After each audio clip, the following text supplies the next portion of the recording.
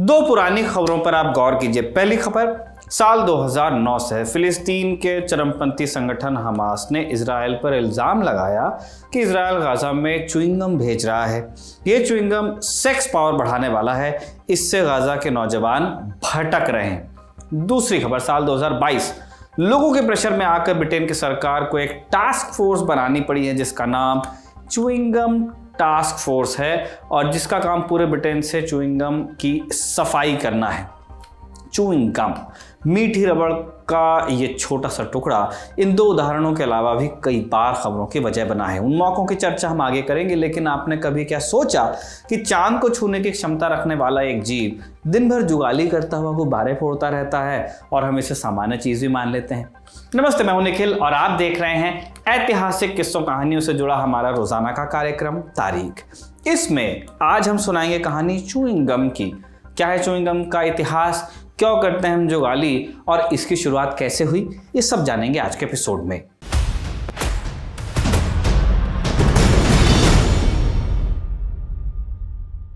Chewing gum या bubble gum एकदम नई चीज लगती है, लेकिन पुरातत्व शोध से पता चला है कि कुछ 9000 साल पहले उत्तरी यूरोप के लोग भोज के पेड़ की छाल चबाया करते थे। संभवतः दांत का दर्द मिटाने के लिए चबाते होंगे।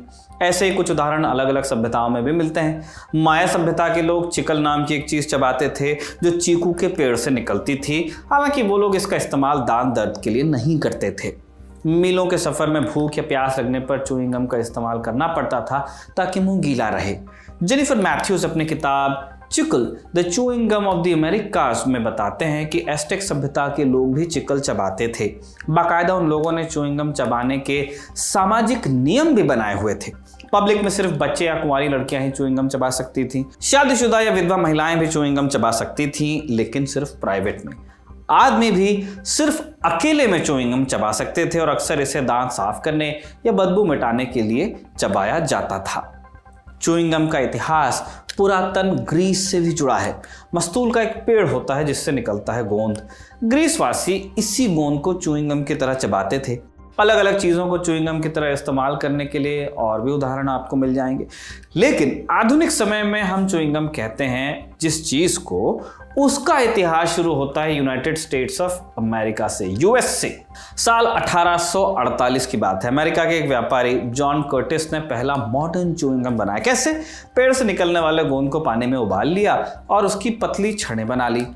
इसे कॉर्न स्टार्च में लपेटा जाता था ताकि च्युइंगम कागज से चिपके नहीं। कर्टिस को अपने प्रोडक्ट पर इतना भरोसा था कि जल्दी उन्होंने एक फैक्ट्री डाल ली। सोचा था कि नोट छापेंगे वो उसमें च्युइंगम बेच के, लेकिन कर्टिस का ये प्रयोग फेल रहा। कर्टिस की बनाई च्युइंगम स्वाद में बेकार थी, साथ ही मुंह में डालते ही बहुत जल्दी कठोर हो जाती थी, इसलिए इसे देर तक चबाना मुश्किल था। फिर च्युइंगम के इतिहास में एक क्रांतिकारी मोड़ आया साल 1855 में। मेक्सिको के एक दिग्गज नेता हुए अंतोनियो लोपेस डे सेंटा एना।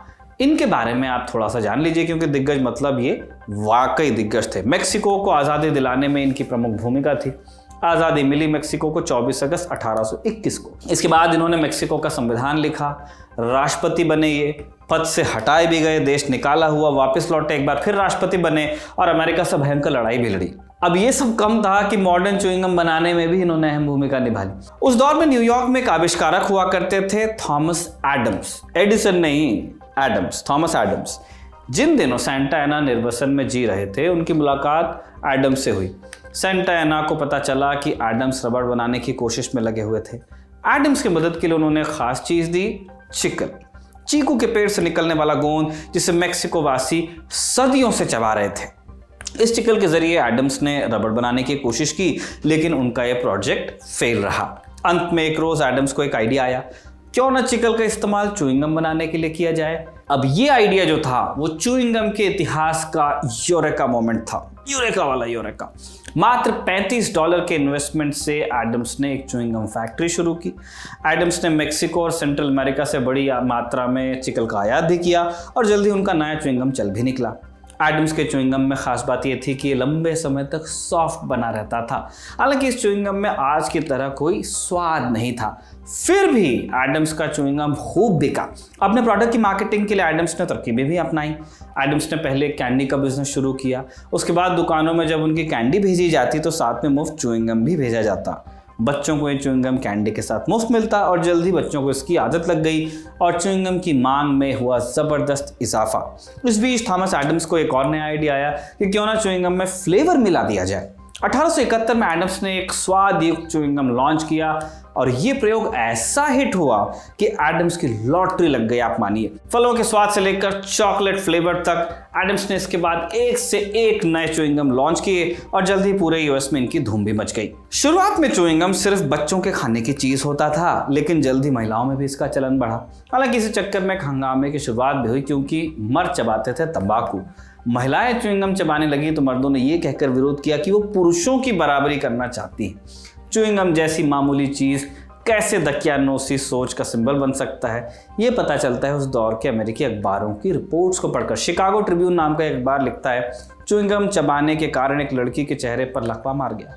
न्यूयॉर्क टाइम्स ने लिखा, च्युइंगम से अपेंडिक्स बढ़ जाता है, च्युइंगम इटालियन आइसक्रीम से भी ज्यादा खतरनाक है। लॉस एंजलिस टाइम्स के अनुसार च्युइंगम चबाते चबाते एक महिला सो गई और उसने च्युइंगम निगल ली, जिसके कारण उसकी मौत हो गई।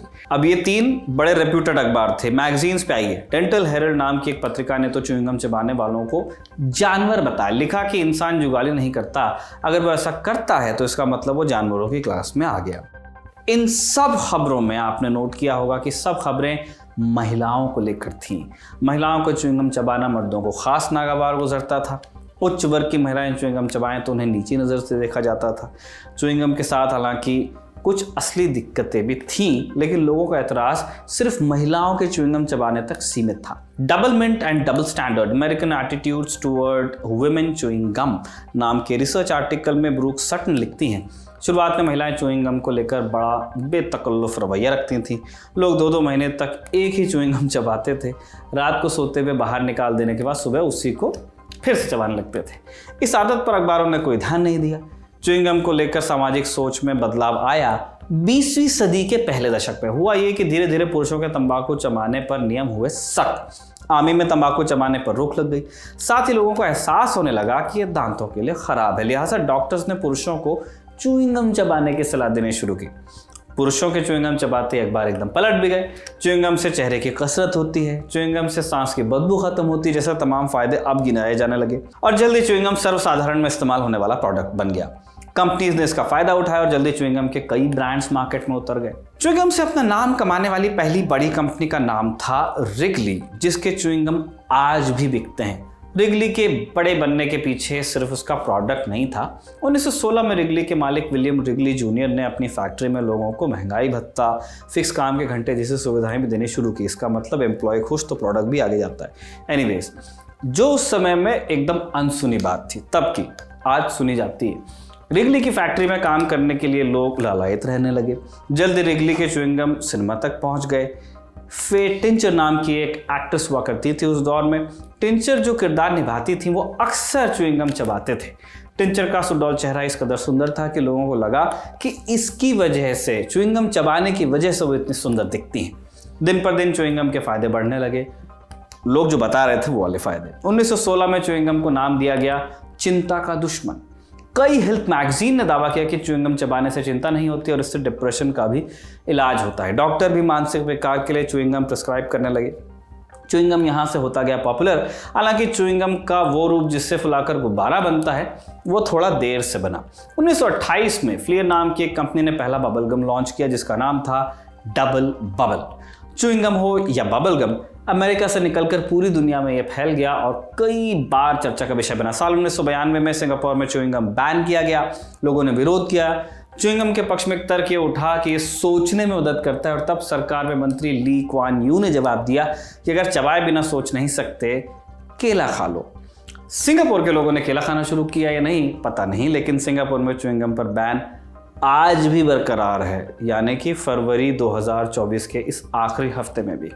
सिंगापुर ने च्युइंगम बैन किया। इसके पीछे एक बड़ी वजह ये थी कि लोग इसे कहीं भी चबाकर फेंक देते थे। छोटा देश है, बहुत गंदगी होती होगी। साल 2022 में यही बात ब्रिटेन में एक बड़ा मुद्दा बनी।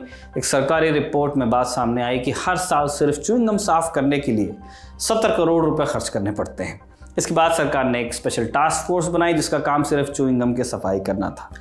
हिंदुस्तान की बात करें तो पान हो या मसाला चबाने की प्रथा तो कब से है, लेकिन च्युइंगम चबाना हिंदुस्तान में शुरू हुआ 1990 के उदारीकरण के बाद। इससे पहले जो च्युइंगम भारत में मिलते थे वो सस्ती क्वालिटी के होते थे। सस्ती क्या कहें, ख़राब या बहुत अच्छी क्वालिटी के नहीं होते थे, ऐसे कहना चाहिए। भारत के मार्केट को देखते हुए 1990 के बाद च्युइंगम की कंपनीज यहाँ आई और फिर बिग बबूल से लेकर सेंटर शॉक तक, सेंटर फ्रेश, ये सब आते रहे। च्युइंगम भारतीय कल्चर का एक हिस्सा भी बनी। इन ब्रांड्स के एडवर्टीजमेंट अपने समय में बड़े लोकप्रिय हुए। बहरहाल च्युइंगम आज एक सामान्य चीज़ मानी जाती है। फिर भी ऐसे मजाक आज भी चलते हैं कि च्युइंगम निगल लो तो हमेशा अंदर रहती है। हम कहेंगे कि च्युइंगम चबाने की चीज़ है, निगलने की नहीं। खूब चबाइए, और गलती से अगर आपने निगल भी लिया तो ज़्यादा लोड लेने की ज़रूरत नहीं है। च्युइंगम पर ये शानदार एपिसोड हमारे साथी कमल ने लिखा और आलोक ने रिकॉर्ड किया। आप देखते रहिए और चबाते रहिए दी ललन टॉप को।